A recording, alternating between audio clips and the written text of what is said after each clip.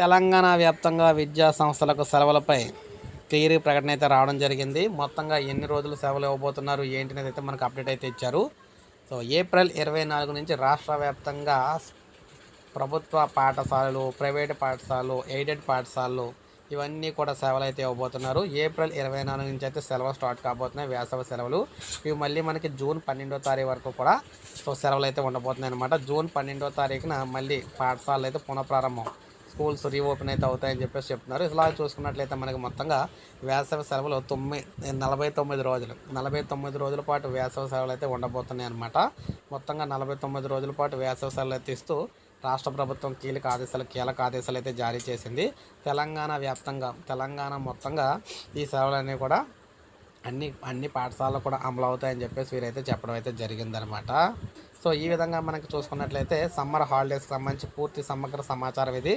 So ఒక like చేయండి. ఇటువంటి లేటెస్ట్ అప్డేట్స్ కోసం మన ఛానల్ సబ్స్క్రైబ్ చేసుకొని